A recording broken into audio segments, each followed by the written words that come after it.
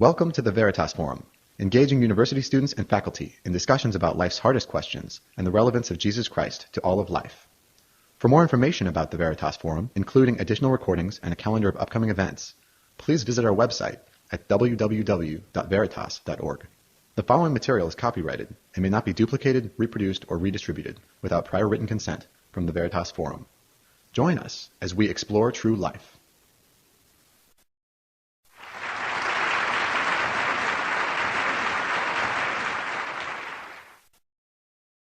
Thank you very much.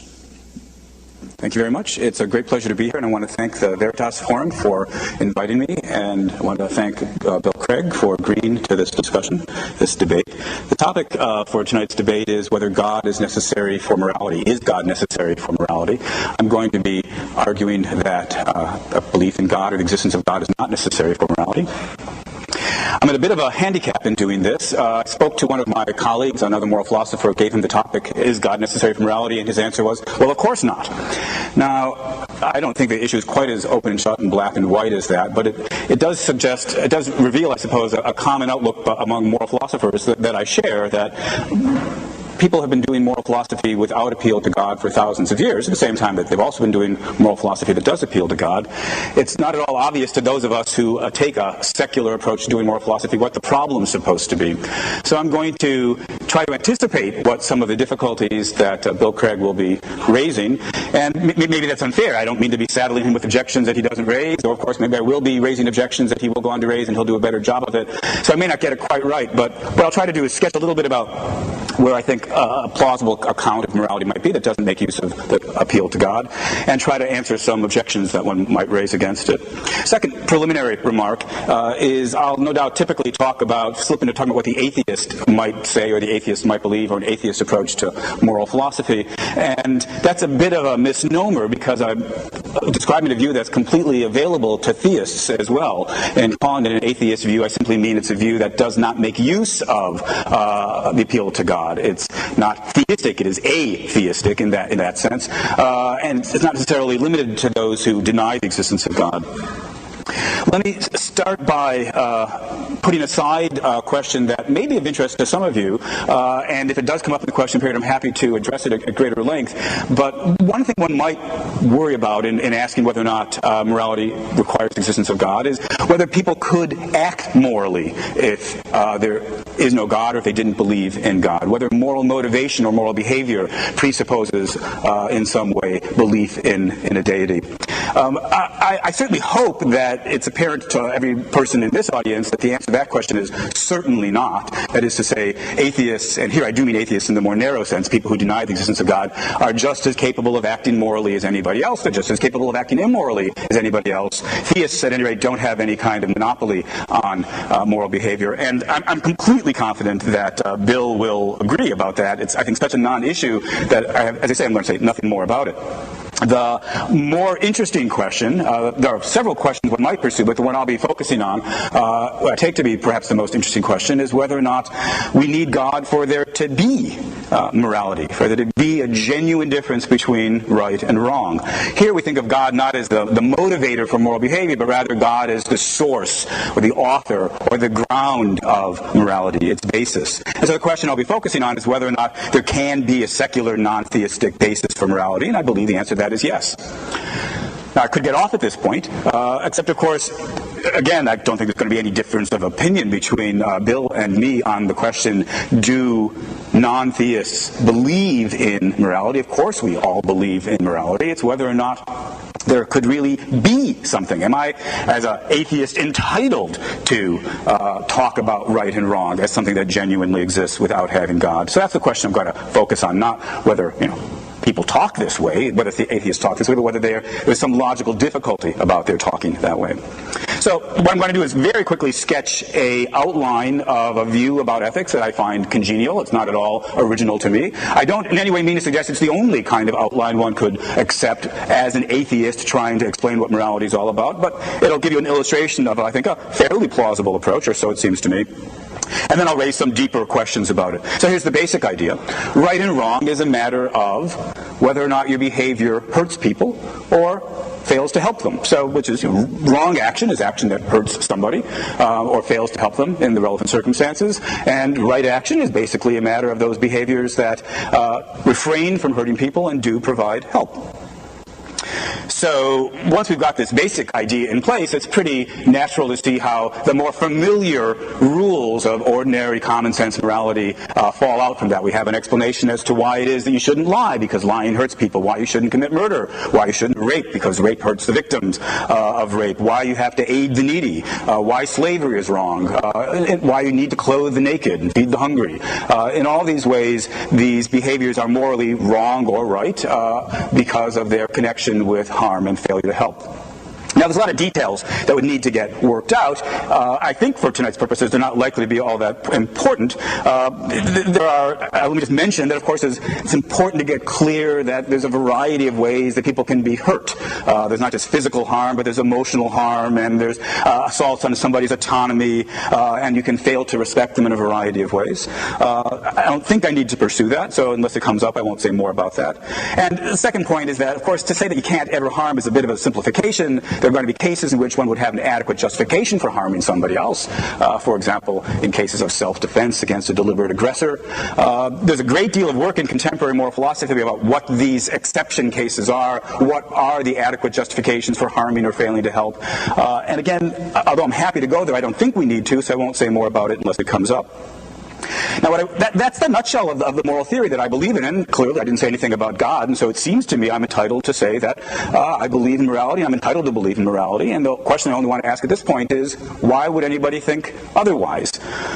Well, so here's a worry that one might have. We might ask, not do I believe in this sort of thing, but are these things really wrong on the atheist view that I've just sketched? Or is it just a matter of opinion? Now, that's tricky. Of course, we're going to be arguing about whether or not God's necessary for morality, what shape morality has, and so forth and so on, and all of that, in some sense, is just a matter of opinion.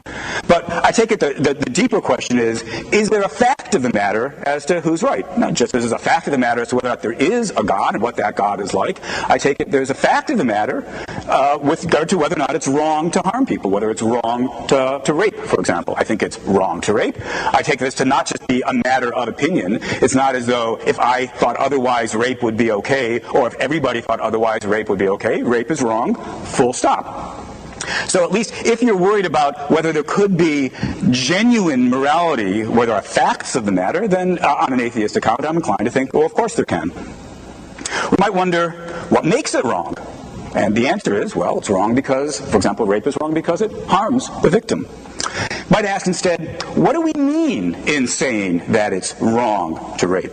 Now, this is a controversial matter, and not all moral philosophers agree about the ingredients that we need to build into the basic definition of right and wrong. But roughly, I take it that as at least first pass, the thought is something like to believe in morality as a genuine, objective state of affairs is to believe that there are reasons to act morally, to help others and to avoid harming them, and that these reasons don't depend on the particular desires or goals you happen to have. It's not as though if you happen to care about truth, justice, and the American way, then you've got a reason to act morally. No, everybody has these reasons. These reasons are overriding, to use philosophers' jargon, they're categorical reasons. So when I say that it's an objective fact that rape is wrong, what I'm saying is there's this kind of overriding, strong, categorical reason not to harm people in this way. And that's not up to me to make it so. It's just so. Now, you might ask, is there a deeper account that can be offered about where these reasons come from, or what makes them so, or the basic rules of morality, what their ultimate foundation or basis is? And I want to say that secular atheist philosophers disagree about that point. Some are, as we might call them, non-foundationalists. They say, well, we can state the various moral rules, keep your promises, tell the truth, don't tell lies, don't hurt people, help the needy, and if we want, we can boil these rules down into a simpler set of rules. I've suggested don't harm, do help. But there may be nothing at all deeper to be said about what makes those rules what makes those rules the valid rules. It's just an objective fact about reality that there are these categorical reasons. There are reasons to behave in certain ways versus other. So that's not just a matter of opinion. There are facts about what there are reasons to do, and these may be among the reasons that there's nothing deeper to say. But there are also philosophers who believe there is something more to say. And again, unsurprisingly, different philosophers will disagree about what that deeper story looks like. Let me give a very quick sketch of one such story. I think it's not bad as far as it goes. Ultimately, I think there's even more to say, but that would take us a rather long time to say that more. So let me just give you the quick sketch. It's a version of the view that's known as contractarianism. The thought is that the moral rules are the rules that we would give to one another to govern our interactions with one another, the rules that we would agree to if we were to set about trying to settle on a bunch of rules to govern our interactions under the assumption that we were perfectly rational. Nobody wants to follow rules that people accept because of mistakes in their reasoning.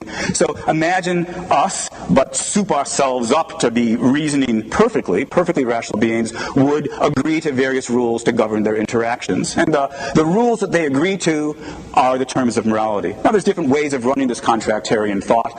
One version of it, which I have some sympathies to, adds an extra twist. The reasoning needs to take place behind a so-called veil of ignorance. The thought is, I'm not going to know while I'm engaged in this hypothetical bargaining session what my actual position in society is. I won't be able to try to rig things in favor of white males because I won't know that I'm a white male. So I argue from behind this veil of ignorance about my actual identity. So that's the basic thought. So here we have a kind of deeper story. Where do the moral rules come from? They are the rules we would give to ourselves to govern our behavior with one another insofar as we were perfectly rational. Does this capture a notion of objectivity for ethics? Seems to me the answer is yes. There's a fact of the matter about what it would be rational for us to agree to in terms of these rules. One might wonder, is the output of this hypothetical imaginary bargaining session, are the moral rules necessary?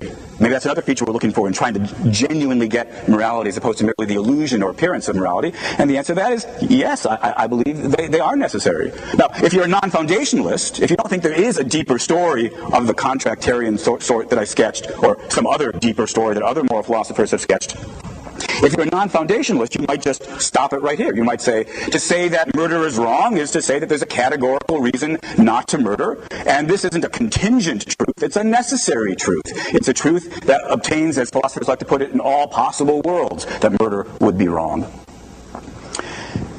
If we do go the contractarian route, then we instead might put our necessity a little bit deeper.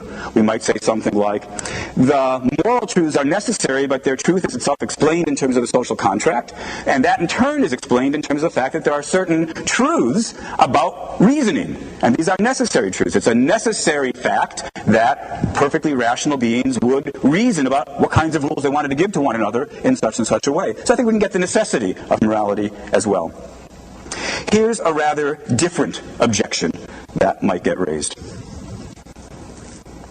We have the thought that morality involves commandments. We have the thought that morality involves requirements. We talk about moral laws. So sometimes it's suggested that where there's a commandment, there's got to be a commander. Where there's a law, there's got to be a lawgiver. Where there's a requirement, there's got to be a requirer. Who plays the role of commander, lawgiver, requirer? Well, it's got to be God. And so it turns out if we're really going to have the notion not just of moral reason to behave in this way or that way, but rather moral requirements to behave in one way rather than another way, then we need to appeal to God after all, to be the lawgiver. This is an argument that's been proposed by various theistic philosophers. Indeed, this very argument's been embraced by some atheistic philosophers who said, yeah, talk of moral requirements does presuppose a lawgiver. Now that I no longer believe in God, I believe there are no moral requirements. Now, I'm not myself inclined to go that way. I'm perfectly prepared to talk about moral requirements. I think it's a completely appropriate thing to do. In fact, it would be inappropriate, it would be just simply mistaken, full stop, to give up talk about moral requirements. So the question I want to push a little bit is it really true that requirements require a requirer? That's a mouthful. And I'm inclined to believe the answer to that is actually no. Let's take an example of a requirement outside the moral domain. I suppose that when we are engaged in reasoning about belief matters, theoretical reasoning, it's a requirement of appropriate reasoning that you not contradict yourself. People sometimes talk about the law of non-contradiction. I take this to be a requirement of rationality, that you not contradict yourself. Now, should we similarly conclude that since there's a requirement, there's a law of non-contradiction, there must be a lawgiver, there must be some cosmic logician who commands us not to contradict ourselves? Doesn't seem to me to be so. I mean, I can imagine that somebody does say that, but I don't myself feel the force of thinking if there's a law of non-contradiction, that is just to say there's a claim that it's just fundamentally irrational to contradict yourself, I don't see any reason to conclude from that there must be some cosmic logician laying down that law. As I put it, the logic of the word requirement does not actually entail the existence of a requirer. That's at least seems to me the most natural thing to say about the law of non-contradiction. If we want, we can say, I don't think any harm in saying that reason itself requires that you not contradict yourself. And that's fine. I don't have any problem talking that way. That just, of course, doesn't, I mean, it's talking about reason in a somewhat personified fashion, but no harm done as long as we understand there doesn't actually have to be a person who laid down the law of non-contradiction.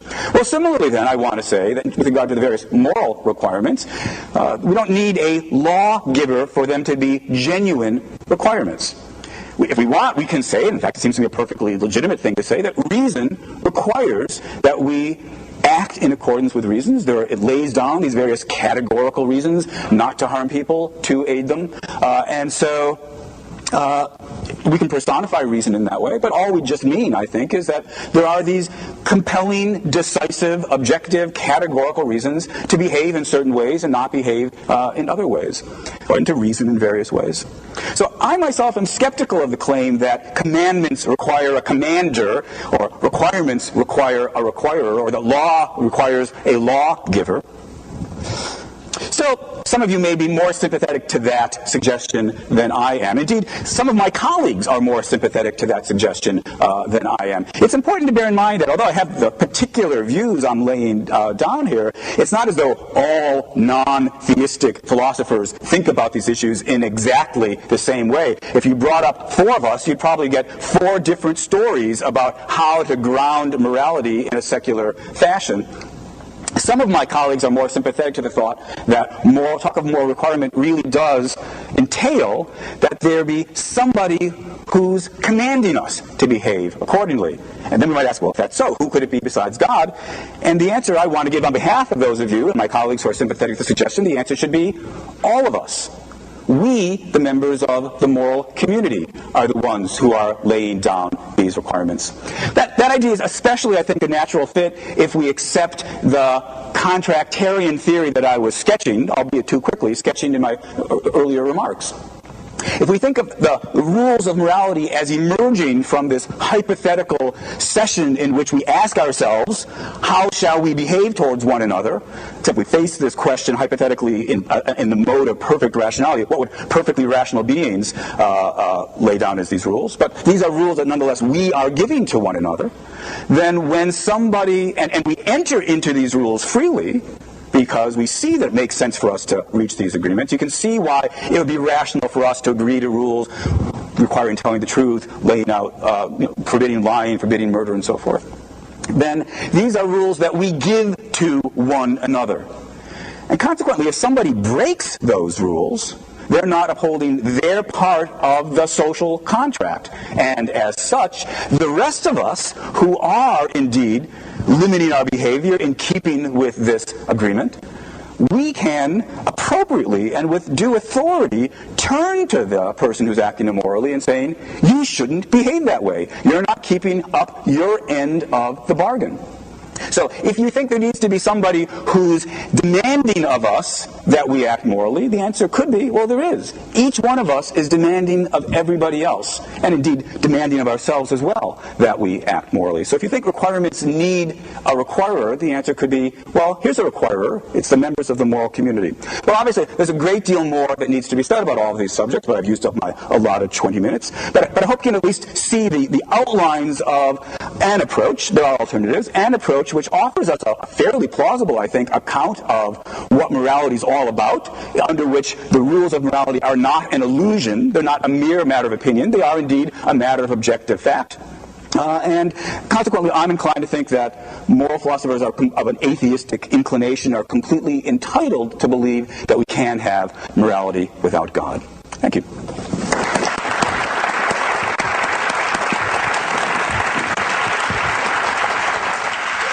Thank you very much. I didn't realize it had been that many Veritas Forum events over these years.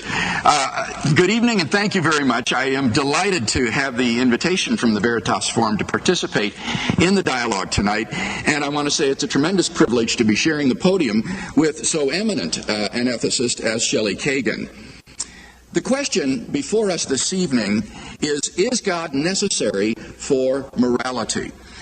Notice what the question is not asking. We are not asking whether belief in God is necessary for morality. No one in tonight's discussion is arguing that in order to live a moral life, you need to believe in God. Rather, the question, as Shelley emphasized, is whether God is necessary for morality. And the answer to that question, I think, obviously depends on what you mean by morality.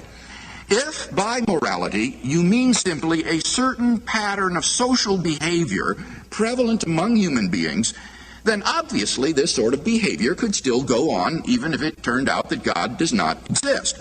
God isn't necessary in order for human beings to exhibit certain patterns of social behavior, which they call acting morally. But if by morality you mean that certain things are really good or evil, that certain actions are unconditionally obligatory or impermissible, then many atheists and theists alike agree that God is indeed necessary for morality. In the absence of God, morality turns out to be just a human convention or illusion. The same patterns of social behavior might go on without God, but it would be a delusion to think that such behavior has any objective moral significance. Accordingly, I'm going to argue that God is necessary for morality in at least three distinct ways. Without God, objective moral values, moral duties, and moral accountability would not exist. Let's look at the first point. If God does not exist, objective moral values do not exist. Now, when we talk about moral values, we're talking about whether something is good or evil. To say that there are objective moral values is to say that something is good or evil independently of whether anybody believes it to be so. To say, for example, that the Holocaust was objectively evil is to say that it was evil even though the Nazis who carried it out thought that it was good. And it would still have been evil even if the Nazis had won World War II and succeeded in brainwashing or exterminating everybody who disagreed with them so that everyone believed the Holocaust was good. My first claim is that if there is no God, then moral values are not objective in that sense. Traditionally, objective moral values have been based in God, who is the highest good. He is the locus and paradigm of moral value. God's own holy and loving nature supplies the absolute standard against which all actions are measured. He is by nature loving, generous, just, faithful, kind, and so forth. And thus, if God exists, objective moral values exist. But if God does not exist, what basis remains for objective moral values? In particular, why think that human beings would have moral worth? On the atheistic view, human beings are just accidental byproducts of nature, which have evolved relatively recently on an infinitesimal speck of dust called the planet Earth, lost somewhere in a hostile and mindless universe in which are doomed to perish individually and collectively in a relatively short time. On atheism, I can't see any reason to think that human well-being is objectively good, any more than insect well-being or dog well-being or monkey well-being. On a naturalistic view, moral values are just the byproduct of biological evolution and social conditioning. Just as a troop of baboons exhibit cooperative and even altruistic behavior because natural selection has determined it to be advantageous in the struggle for survival, so their primate cousins, Homo sapiens, have similarly evolved behavior for the same reason. As a result of socio-biological pressures, there has evolved among Homo sapiens a sort of herd morality which functions well in the perpetuation of our species. But on an atheistic view, there doesn't seem to be anything that makes this morality objectively true. The philosopher of science Michael Ruse reports, the position of the modern evolutionist is that humans have an awareness of morality because such an awareness is of biological worth. Morality is a biological adaptation, no less than our hands and feet and teeth. Considered as a rationally justifiable set of claims about an objective something, ethics is illusory. I appreciate that when somebody says, "Love thy neighbor as thyself," they think they are referring above and beyond themselves. Nevertheless, such reference is truly without foundation. Morality is just an aid to survival and reproduction, and any deeper meaning is illusory. End quote. If we were to rewind the film of human evolution back to the beginning and start anew, people with a very different set of moral values might well have evolved. As Darwin himself wrote in The Descent of Man, if men were raised under precisely the same conditions as hive bees, there can hardly be a doubt that our unmarried females would, like the worker bees, think it a sacred duty to kill their brothers. And mothers would strive to kill their fertile daughters, and no one would think of interfering. For us to think that human beings are special and our morality objectively true is to succumb to the temptation of speciesism, that is to say, an unjustified bias toward one's own species. The objective worthlessness of human beings on a naturalistic worldview is underscored by two implications of that worldview: materialism and determinism. Naturalists are typically materialists or physicalists who regard man as a purely animal organism. But if there is no mind distinct from the brain, then everything we think and do is determined by the input of our five senses and our genetic makeup. There is no personal agent who freely decides to do something. But without freedom, none of our choices is morally significant. They're like the jerks of a puppet's limbs, controlled by the strings of sensory input and physical constitution. And what moral value does a puppet or its movements have? Richard Dawkins' assessment of human worth may be depressing, but why, on atheism, is he mistaken when he says there is at bottom no design, no purpose, no evil, no good, nothing but pointless indifference? We are machines for propagating DNA. It is every living object's sole reason for being. If there is no God, then any basis for regarding the herd morality evolved by Homo sapiens as objectively true seems to have been removed. Take God out of the picture, and all you seem to be left with is an ape-like creature on a tiny speck of dust beset with delusions of moral grandeur. Secondly, if God does not exist, objective moral duties do not exist. Duties have to do with whether something is right or wrong. Now, you might think at first that the distinction between right and wrong is the same as the distinction between good and evil. But if you think about it, you can see that this is not the case. Duty has to do with moral obligation, with what I ought or ought not to do. But obviously, you're not morally obligated to do something just because it would be good for you to do it.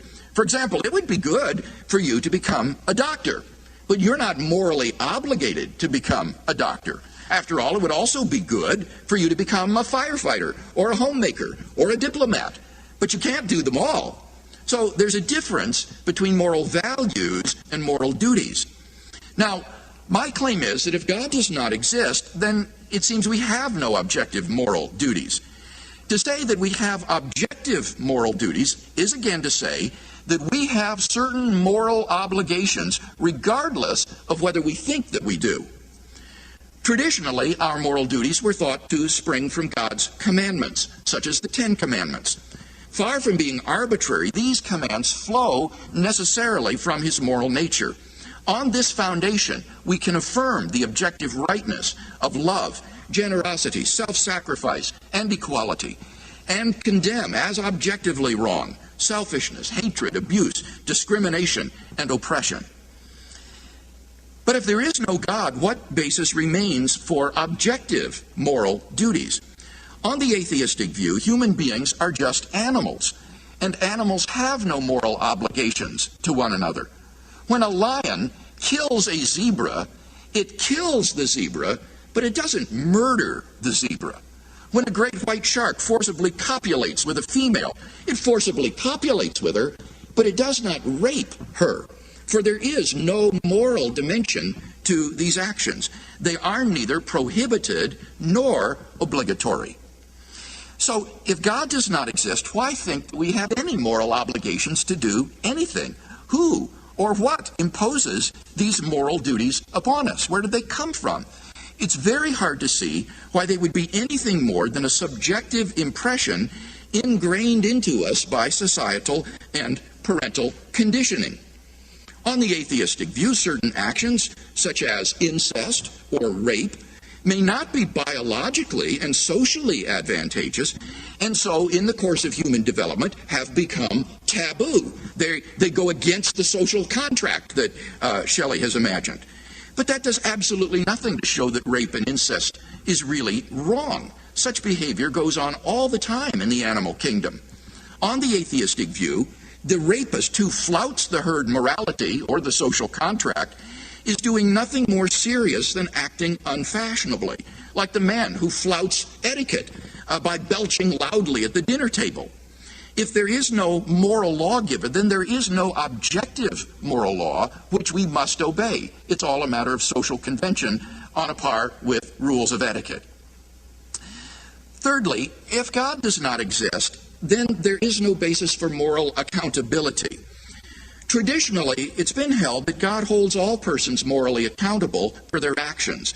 Despite the inequities of this life, in the end, the scales of God's justice will be balanced.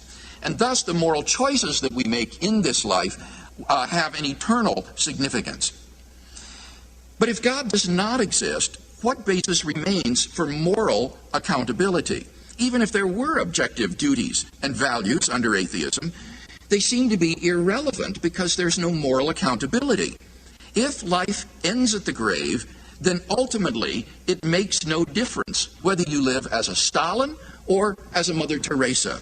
As the Russian writer Fyodor Dostoevsky rightly said, if there is no immortality, then all things are permitted. Given the finality of death, it really does not matter how you live. The state torturers in Soviet prisons understood this all too well. Richard Wurmbrandt reports, "The cruelty of atheism is hard to believe when man has no faith in the reward of good or the punishment of evil. There is no reason to be human. There is no restraint from the depths of evil which is in man." The communist torturers often said, "There is no God, no hereafter, no punishment for evil. We can do what we wish." I have heard one torturer even say, "I thank God, in whom I don't believe, that I have lived to this hour when I can express all the evil in my heart." He expressed it in unbelievable brutality and torture inflicted on prisoners. Given the finality of death, it really doesn't matter how you live. So, what do you say to someone who concludes that we may as well just live as we please out of pure self-interest? You might say it's in your best self-interest to adopt a moral lifestyle. But clearly that's not always true. We all know situations where self-interest runs smack dab in the face of morality. Moreover, if you're sufficiently powerful, like a Ferdinand Marcos or a Papadoc Duvalier or even a Donald Trump, then one can pretty much ignore the dictates of conscience and safely live in self-indulgence.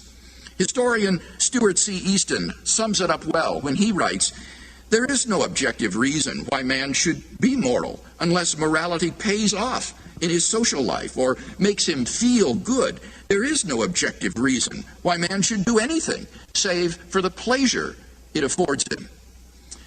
To believe, then, that God does not exist and that there is thus no moral accountability would be quite literally demoralizing.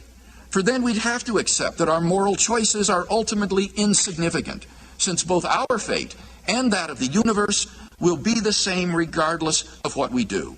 By demoralization, I mean a deterioration of moral motivation. It's hard to do the right thing when that means sacrificing your self-interest, or to resist temptation when desire is strong. And the belief that ultimately it doesn't matter what you choose or what you do is apt to sap one's moral strength and so undermine one's moral life. As Robert Adams observes, having to regard it as very likely that the history of the universe will not be good on the whole, no matter what one does, seems apt to induce a cynical sense of futility about the moral life, undermining one's moral resolve and one's interest in moral considerations. The absence of moral accountability from the philosophy of atheism thus makes an ethic of compassion and self-sacrifice a hollow abstraction. In sum, I think it's plausible that without God there are no objective moral values, moral duties, or moral accountability. God is therefore vitally necessary to morality. Now, as I said, this is a conclusion which is accepted by a great many atheist philosophers, such as Nietzsche, Russell, and Sartre.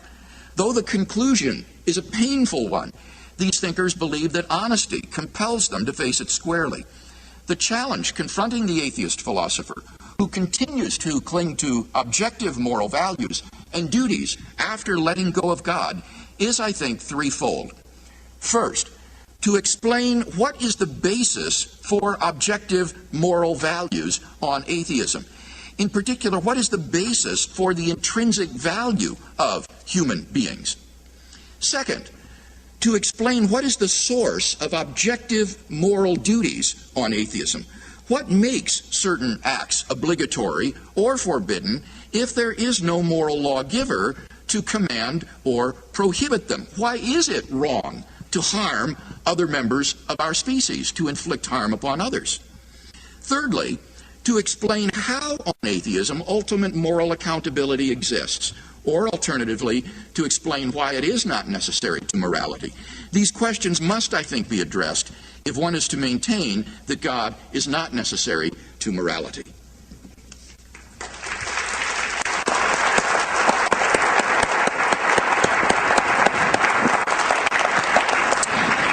We'll now have 10 minutes of questioning between Dr. Craig asking Dr. Kagan about his thoughts. Well, obviously, a number of questions came up in my talk that would be pertinent to what you shared, Shelley. In your opening address, you said right or wrong depends upon whether you hurt other people without justification. And when asked, are these really wrong, you answered yes. Why? Because it harms the victim.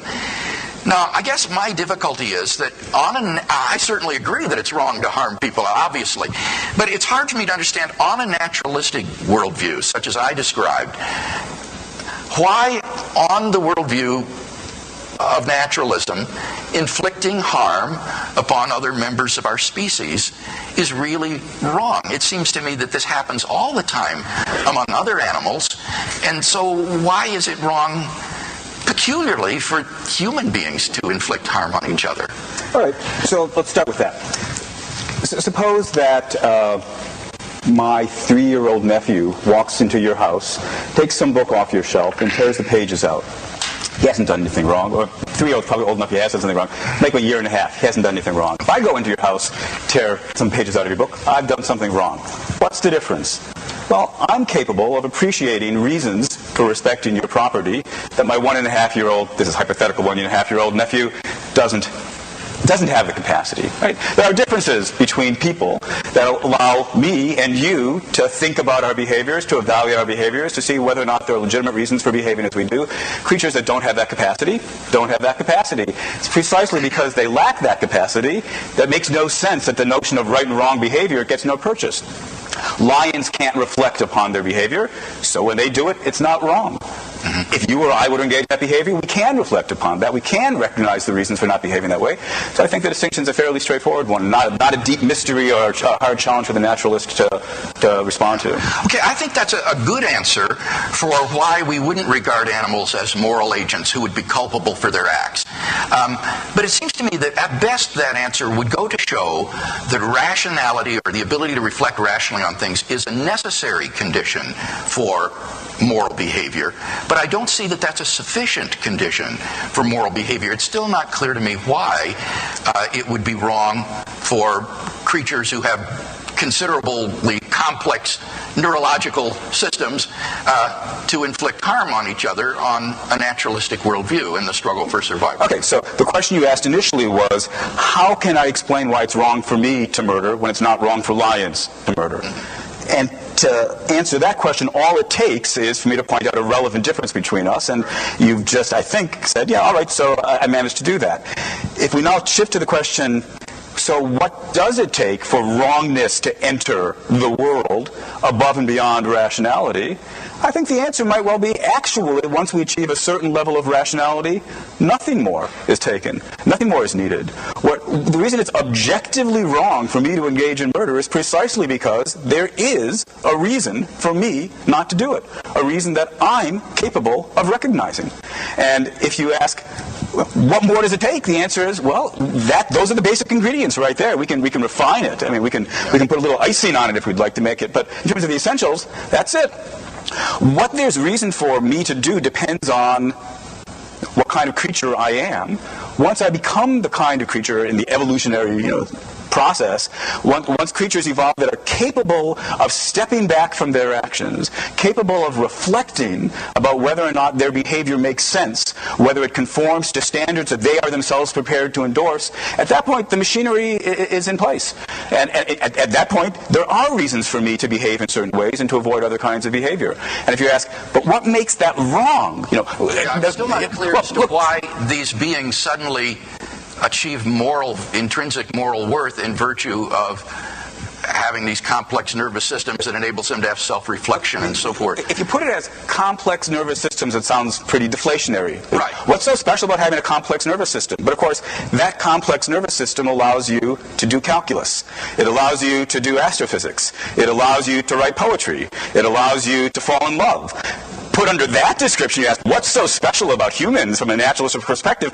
I'm at a loss to know how to answer that question. If you don't see why we'd be special and different from everything else in creation, that because we can do poetry, we can write a novel, we can think philosophical thoughts, we can do calculus, and we can think about the morality of our behavior, I don't know what kind of answer could possibly satisfy you at that point. Well, obviously the kind of answer that I offered, but can I ask just to follow up on that? Because I'm tempted to say I could play this game, and that's unfair, because of course it's not a game, but I could pose the same kinds of questions to you, perhaps I will, I could say, look, all right, so God says, you guys are really, really special. Right. How does his saying it make us really special? But you see, he gave us a soul. How does our having a soul make us special? Whatever answer you give, you could always say, with regard to that, what's so special about that? At a certain point, you're just going to have to say, you know what? These features really do seem to me to be special. Insofar as it seems to me that our ability to communicate, to reflect, to love, to be creative, and consequently to shape our behavior with an eye towards how we're interacting with one another, these things strike me as remarkable ways in which we're special. I think that they strike all of us that way, and that's the difficulty, perhaps, I think, in showing what I'm attempting to show, is that we all do, I think, intuitively value one another. We value persons. We value poetry, creativity, and all of these things. I think we all agree that these are goods. The question is, though, on a naturalistic view, why think that these things are goods. It seems to me that you emphasize in your own book, On the Limits of Morality, the importance of having explanations and not cutting off the search for explanations too soon. And I wonder if you're not cutting off the search for explanations too soon by simply saying, well, I'm just going to regard persons as intrinsically valuable, but without any kind of further grounding for that. Well, of course, I haven't claimed there is no further grounding for that. I gave you a sketch of the contractarian thought. Your attitude was, I don't find that a very compelling story. It doesn't seem to me to be the kind of thing that constitutes an adequate grounding. I suppose these things are in the eyes of the beholder, and everybody here is entitled to decide for themselves what kind of answers will be satisfactory or not. Let me ask you a different question. One more. Oh, okay. Are you a determinist? Yes. And yet you still think that love is significant and human choices are morally significant, even though they're determined? So to give a piece of jargon to the audience that Bill will be familiar with, I'm a compatibilist. That is to say, I believe that one can combine determinism and free will. So absent free will, humans would lack the significance that we clearly have. But I believe that's compatible with determinism. Actually, am I a determinist?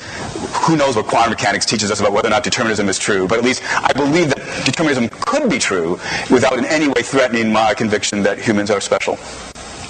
Did you have a follow-up on that one? Well, I think you did.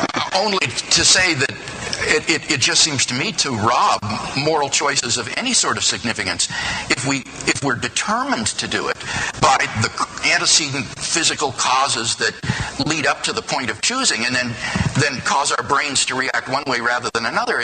I can't see how that could have any more moral significance than a tree growing a branch at a certain point in its development. Because you're an incompatibilist. You don't believe determinism and free will. So this is a debate for another night. I mean, it's not that I think the truth of compatibilism is at all self-evident. Can you just explain what that term means? Compatibilism is the view that there's no logical inconsistency between belief in determinism on the one hand and the existence of free will on the other. They're compatible. Well, that's a little bit misleading, though. I mean, you need to explain what you mean by free will in that case if everything's determined. What I was trying to do is simply give a quick definition. Remember, I said that this is a very, as you know, it's a very, very complicated question. We would basically hijack the entire rest of the evening to start trying I'm unclear on the terms myself. Right. So my thought was just that the plausibility of the compatibilist view that I hold, I don't take to be self-evident. I believe it takes philosophical argumentation for it. I completely agree that those drawn to incompatibilism, those drawn to the view that you can't have both deterministic physical laws and robust free will think if naturalism is true and the best science teaches us that determinism is true, itself a controversial question whether that's the best interpretation of our best science, then we'll lack free will. And then if free will is necessary for having special value, then we'll lack special value. But there's a lot of premises before we get to the conclusion that naturalism doesn't have space for this special value. And I reject several of those premises, which is why I'm not feeling uncomfortable by the challenge that Bill's raising. Well, let's turn the table, and now you'll ask Bill some questions. All right. So one of the things that you said in your opening remarks, you quoted several people. I think there was a long quote from Michael Roos saying something like, if naturalism is true, if theism is false, then ethics is illusory, deeper meaning is illusory. That's not an exact quote, but I think those phrases were there. And I found that an interesting slide, or so it seemed to me. The move from ethics is illusory to deeper meaning is illusory.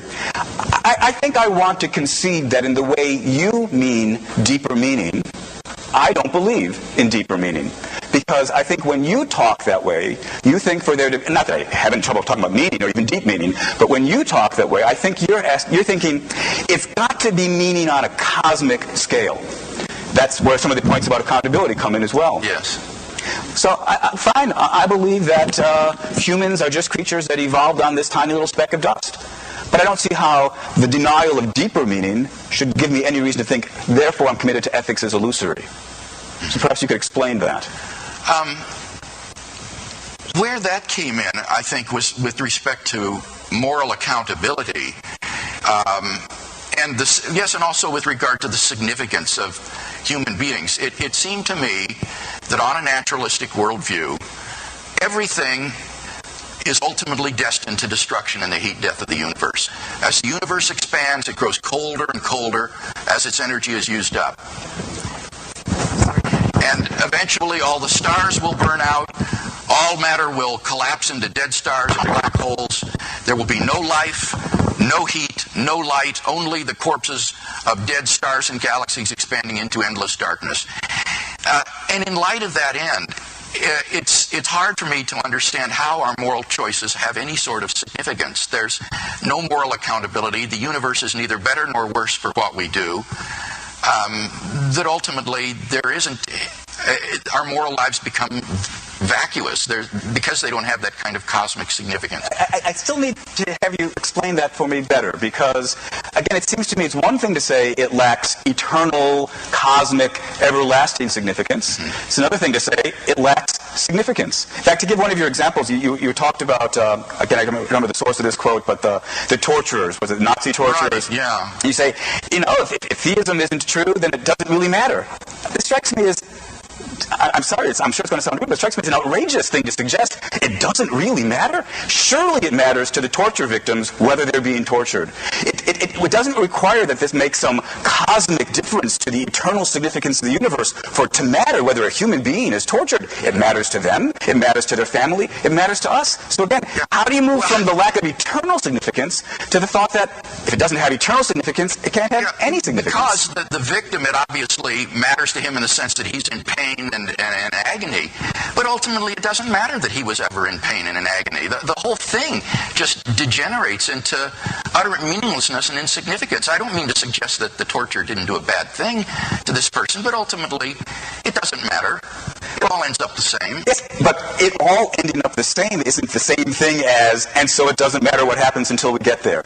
And when I say, and it matters what the path is before we get to the end point, I don't merely mean subjectively it matters, it appears to matter, it matters to them, but it doesn't really matter. Well, that's what it seems to me. It just matters subjectively. But again, I just want to say, I don't understand how we get from, if it doesn't objectively matter to the universe, or doesn't objectively matter on a cosmic scale, how do we get from that to, so it doesn't objectively matter at all? Well, remember... So it's not a point about the nature of objective. It's the question is, why should we think objective value must be on the cosmic scale or not there at all? Now, let's remember the argument. This concern arose in the third point about moral accountability. This wasn't in the first 2 points about objective moral values and duties. What I said was, with regard to the third point, even if objective moral values and duties exist, they become irrelevant because they're inconsequential. So my third point about moral accountability was simply to say, on atheism, even if there are objective right and wrong and good and evil, there's no moral accountability, and so one might as well just live as he pleases. And might as well. It might as well means there's no reason to live one way versus the other unless it makes a difference on the cosmic scale. It just seems to me that the same questions being, to my ears, begged yet again. It matters perfectly. There's an objective, categorical reason, not a matter of opinion.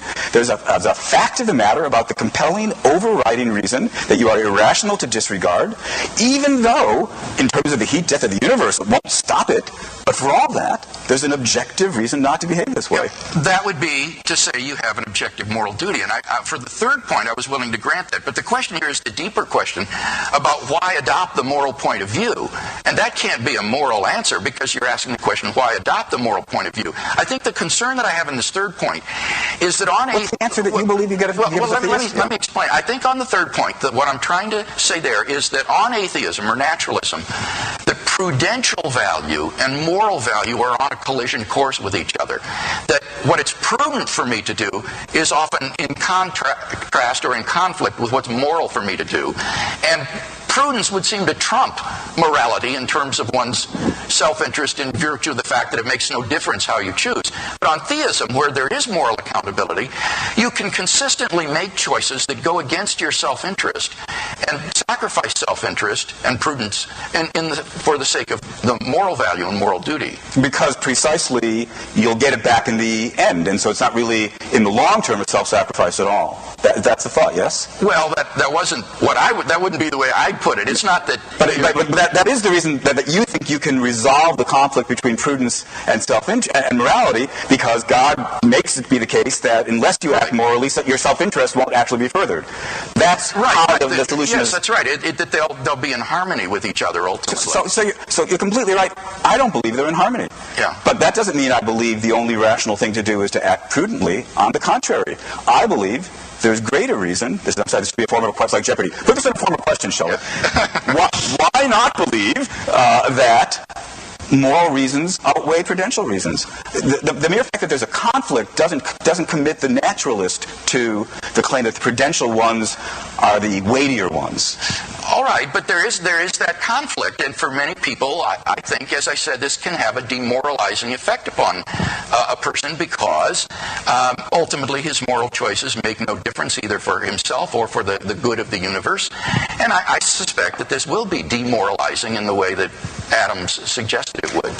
No doubt for some people it will be, but of course for some people there's a different kind of demoralizing that takes place with the belief in theism, isn't there? I mean, if we're just going to talk about what are some possible psychological effects, some people will act morally not out of the recognition of the objective values, but merely in hopes of getting into heaven and avoiding hell. There's something morally off about that as well. Yeah, I agree. So both sides face certain empirical questions about, certain people may misread the implications of the view. That strikes me as a standoff at best. I don't know. I'm not sure that the person who acts in self-interest has misread the implications of the atheistic worldview. That's because you've yet again assumed that if we're naturalists, we must assume that prudence, either there are no moral reasons at all, or if there are, they're inferior in strength to prudential reasons. That doesn't seem to follow from naturalism at all.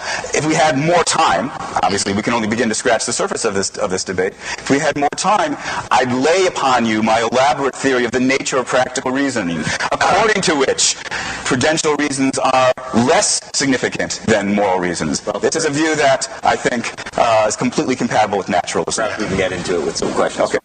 So how can we justify the punishment? In terms of the rules of the social contract.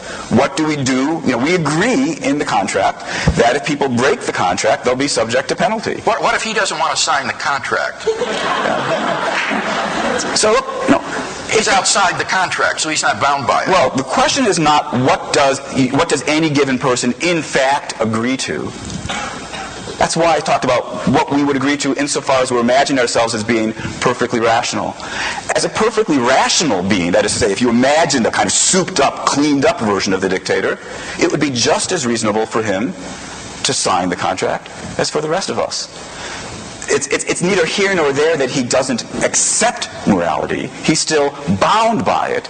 We're all bound by it precisely because it would be reasonable for all of us to agree to its terms. Dr. Kagan, you say that human reason leads to morality. Dr. Craig. Dr. Craig, sorry. Wrong pile. Okay, I got myself confused. Okay. Dr. Craig, do you think that without God, there is no free will?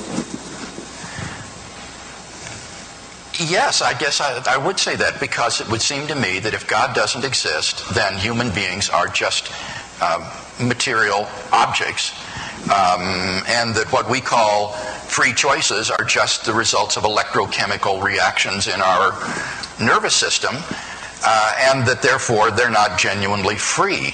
So that was why I said one of the implications of naturalism is physicalism, and as a result determinism, and this seems to me to be just a clear reason for thinking that our moral choices are ultimately illusory and insignificant, because they're like having a toothache or like having hair grow. There is no sense in which a personal agent freely chooses between A and not A in making a moral decision. So I guess I would say that. Shelly, it seems like there are a lot of people are hung up on the Nazis. Yeah. They're bad. They're objectively bad. Let's be clear about that. But it's hard for them to, it seems like, just based on the questions, it's hard for people to understand how we can objectively say they're bad when if they won, would they still be bad? If they were the ones kind of running the world and dictating morality, would they still be objectively bad in your view? Yes, the suggestion is not that it's a matter of a popularity poll or who wins the Second World War or which way history goes. It's a thought experiment. The social contract is a thought experiment, and you ask yourself, what are reasonable terms to govern our behaviors with one another? And in trying to set up that thought experiment, you want to set certain background conditions. One background condition I mentioned was the veil of ignorance. You want to make sure you don't know whether you're one of the people who are, in fact, the winners in society or the losers in society. One of the conditions is you want to imagine the bargainers are rational, because you don't want the rules that emerge to be an artifact of some mistake in reasoning. It's neither here nor there what the Nazis thought was acceptable. The question is just what, in fact, would be the terms of a contract agreed upon by perfectly rational bargainers. And the terms of those contracts, I think if we had more time, we could proceed to lay out the argument, are such that there'd be a prohibition against killing innocent people, which of course is exactly what the Nazis did. So what the Nazis did was violate the terms of the contract, and so in fact they were immoral whether or not they see it. Dr. Craig, there seems to be an issue with this idea of objective good, that there have been numerous crimes in the history of humanity perpetrated on, in the name of religion. Right. Right. How do you grapple with that issue? I'd like to use religious examples of atrocities to help communicate to students the difference between objective good and objective evil. If you say that there is no objective moral value or moral duties, then you have to say things like this, that the Spanish Inquisition, which sent thousands of Jews to their deaths, was really morally indifferent. That the Crusades, which enlisted children to send off to war and then were ultimately sold into slavery, was a morally indifferent act. That religious intolerance is morally fine. So I think that these examples help to underscore the fact that there really are objective moral values and duties that we recognize when we think about these kinds of situations. So remember, the argument isn't that you have to believe in God in order to be moral. That's not the argument. The argument is that you need to have God as an objective, transcendent standard for moral value that moves beyond simple human conventions or societal mores. But why do we stray so much? Why do these things happen so often in the name of God? Right. If you would ask me that as a Christian philosopher, I would begin to talk about Christian doctrine of sin, that we're morally fallen persons, that we're corrupted, and therefore in desperate need of God's moral cleansing and forgiveness and rehabilitation in our lives, and that these moral issues bring to the fore our desperate need of God as a moral healer and forgiver. And Dr. Kagan, why do we violate the social contract so much, whether it's on Wall Street or whether it's in Nazi Germany? I would talk about sin as well. I mean, the vocabulary of sin, though it finds its natural home in religion, isn't limited. I mean, we need a vocabulary to talk about. We need to face the fact that people are not perfectly moral. And it's no doubt some deep truth about our nature that we fail to live up to our moral obligations. You can put this fact in some metaphysical terms in terms of original sin.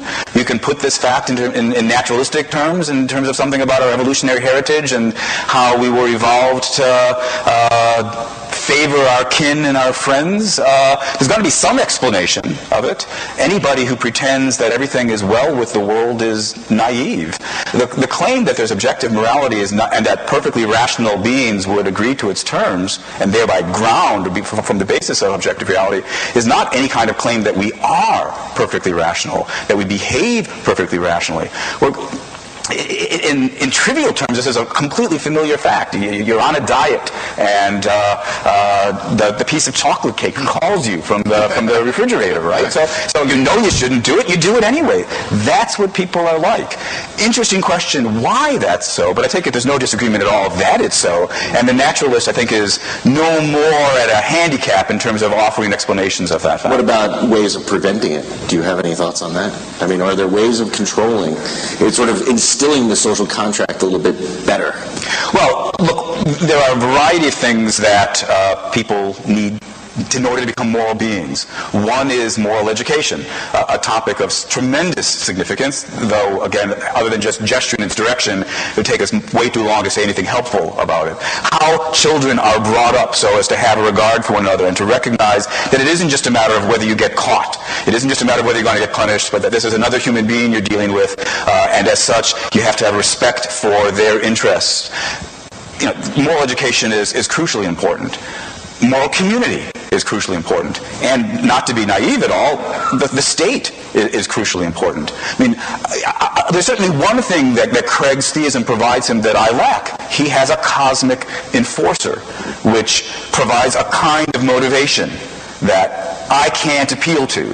So I've got to hope I can assemble materials here on Earth. Although I can't resist taking one little, I'm not sure it's a pot shot, but at least it's a question about the accountability, which I take it as the thought that evildoers get punished and good doers get a heavenly reward, and so you don't get the bad guys getting into heaven.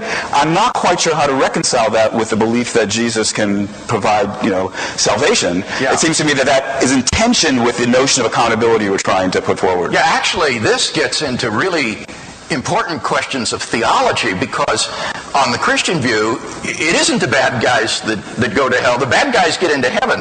The bad guys are the ones who recognize their sin, who turn to God in contrition and repentance and say, God, be merciful to me, a sinner. It's the self-righteous Pharisees who wind up in hell because they fancy they're so good they don't need God's forgiveness and cleansing. So on the Christian view, Christ actually is the one who bears the penalty and the payment for sin. The wrath of God from God's holy justice is poured out upon Christ so that I don't have to pay the penalty for my sins that I deserve, and I can be a beneficiary of His grace. But that does seem then in tension with the notion of accountability that you were laying forward, where the thought was, unless my doing good has cosmic significance, if it turns out that I can do evil, and as long as I manage to recognize the saving power of Jesus, in time, this accountability stuff's not really there. Well, I mean, no genuine Christian would think like that. What I was trying to communicate there,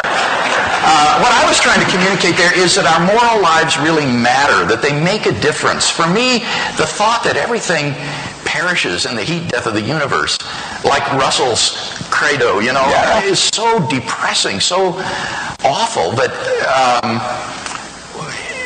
it just seems to put a question mark behind everything we do. All our accomplishments, all our deeds just seem so trivial in light of this cosmic doom that awaits us all. But not for me. Yeah. It seems to me. It seems to me that I just don't understand. If I've saved somebody's life, I've done something significant. I've done something important. I've done something whose significance is not in any way threatened, diminished, reduced one iota by the fact that, whatever it is, 40 billion years from now, the sun will explode. It's neither here nor there. I've saved a human life. That's what matters. And the fact it doesn't have cosmic significance doesn't seem to me to undermine its significance. I'd like to talk about animals. Animals? Yes. What about our relationship with animals? Do we have a moral obligation to treat animals well, or are they just totally separate from us in the grand scheme of things? Now, is that a question for me? Or for both of you? You want to go first? Yeah, well, I think that here, the Christian, the theist, has a tremendous advantage in terms of developing an environmental ethic and an ethic for the stewardship and care of animals. And it would be based not upon the fact that animals themselves are moral agents who have rights, because, as we've said, not being rational beings, they aren't moral agents. So it's not as though the antelope has the right to live or something of that sort. But rather, on a Christian view, God has given a stewardship of this beautiful planet to care for it and not to pollute it and ravage it and destroy it. And so I think we have responsibilities toward the animals that would involve not just slaughtering them aimlessly, polluting the seas and destroying their environments and so forth, but that we would be like gardeners, in a sense, tending a garden in which there are not only vegetable life, but also there would be animal life as well. So I would see this as rooted in the divine responsibilities and mandates given to us to be good stewards of the earth. Are you a vegetarian? No, I'm not. So our stewardship towards animals only goes so far. Right. We can eat them. We can chop them up and wear them. Yes. But that would be done in ways that would be, I think, compatible with certain kinds of rules. Yeah. So I'm not sure you get the advantage, as you put it, in that case. So, yeah, but I mean, on naturalism, what can the naturalist say in the struggle for survival of the fittest? How is there any kind of ethic toward behavior toward animals? My view wasn't survival of the fittest. My view was that what morality boils down to is don't harm and do help. And now the question is, can creatures like chickens and cows be harmed? And the answer is, of course they can. Consequently, I think it's immoral to harm them. And that seems to me to provide a very strong moral reason to be a vegetarian, to not wear leather, and the like. So I certainly will concede that your view allows for a space for a certain kind of limited responsibility towards the animals, but I beg to differ with the claim that you've got a better handle on that situation than I do. It seems to me that our treatment of animals is morally appalling. It's morally completely unacceptable, and that we ought to radically revise the way we live precisely because they feel pain, they can be hurt, and we're constantly hurting these creatures. Let's talk about the difference between various societies. How do we explain differences in culture, the treatment of women, the treatment of different races, genders, sexualities in various societies, if there is a single God with a single morality, or if there is a social contract standard?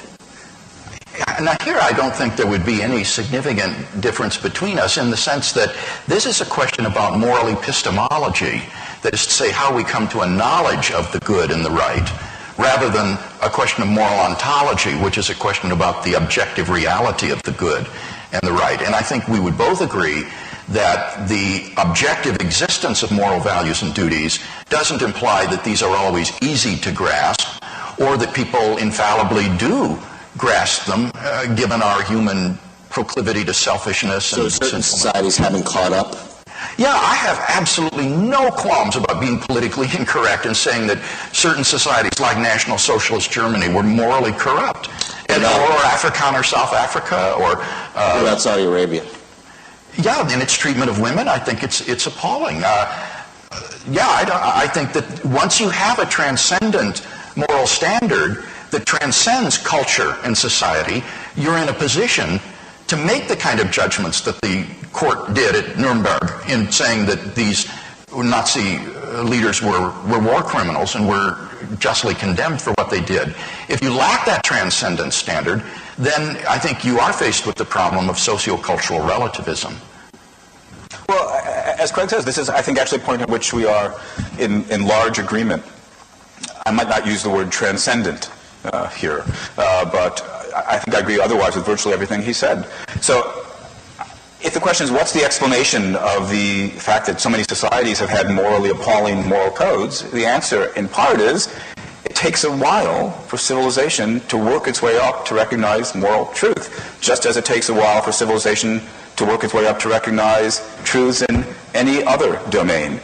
So I believe in evolution. I believe for familiar, I was making a remark about this over dinner, that for familiar evolutionary reasons, we were built to think the world moved along roughly Aristotelian lines with regard to physics. It's bad physics, but it's understandable why evolution would select us to think that something like Aristotelian physics was so.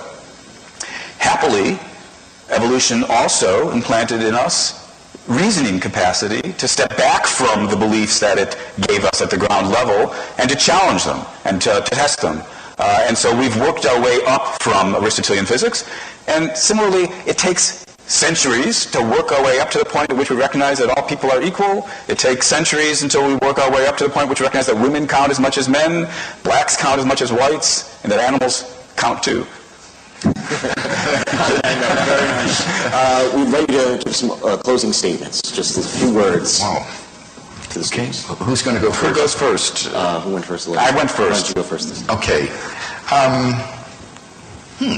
I didn't prepare closing statements, so this is just, I'm going to just wing it.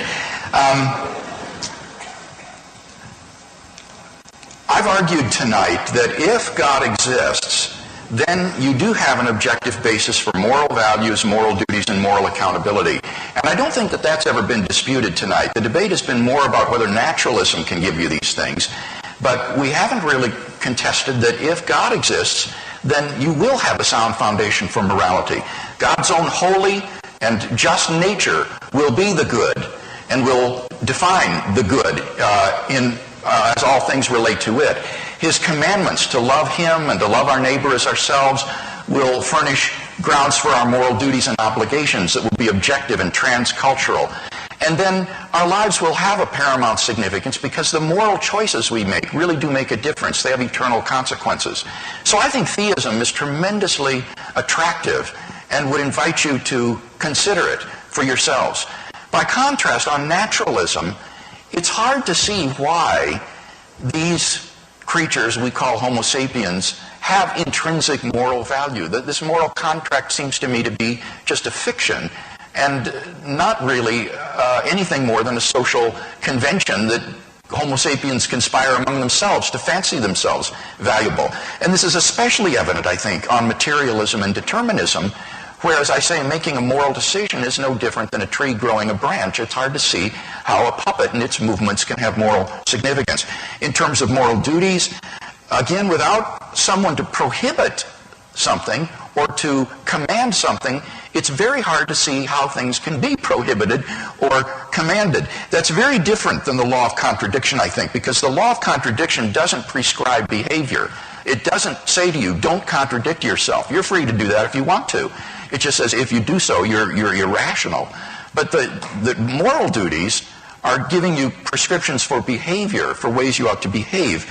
And it seems to me on atheism that they are just like rules of etiquette. And then finally, moral accountability. I've already talked about that it's hard to see why we should always adopt the moral point of view rather than just act in our own self-interest on atheism, since it really doesn't make any difference in the long run. So I would just invite you as students to think deeply about whether or not theism isn't the better foundation for building your own moral life and a career that lies ahead of you.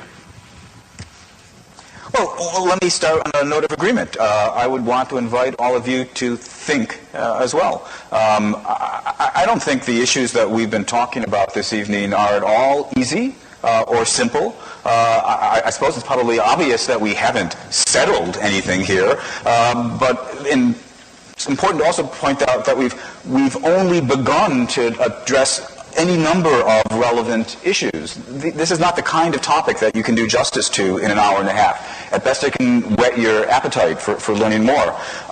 So on the one hand, I want to encourage all of you who haven't taken a class in moral philosophy to take a class in moral philosophy and see how some of the great minds through history of Western civilization have dealt with some of these issues.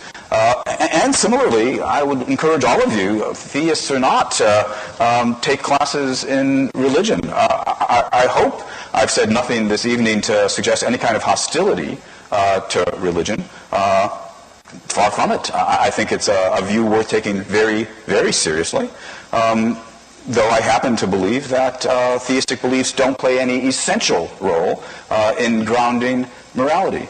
Now, I sketched a view according to which there is morality, it's an objective fact in as robust a sense as it seems to me one might like. That morality is real and genuine, and I tried to lay out at least the rough outline of how that view might go. It seems to me that one essential point of disagreement between Craig and me is something that I asked about several times. It's this move, what to my mind is the move from the thought that without theism, then our actions don't have eternal cosmic significance, to the conclusion that, therefore, without theism, our actions don't have significance, objective moral significance. That just seems to me to be a mistake. It seems to me that if I love somebody, the reality of that loving relationship is valuable, of real value, of genuine, objective value, and it's not in any way threatened by the fact that I will die, my wife will die, my children will die, and eventually the universe will come to an end. The fact that billions and billions of years from now, it's all going to be the same doesn't mean it's all the same now. I certainly want to concede that if you're looking for this kind of cosmic significance, atheism's not going to provide it for you. But that wasn't the subject of tonight's debate. The subject of tonight's debate was whether you needed that kind of cosmic significance to have morality. And on that issue, I'm quite confident the answer is no. Thank you all very much. Thank you. For more information about the Veritas Forum, including additional recordings and a calendar of upcoming events, please visit our website at www.veritas.org.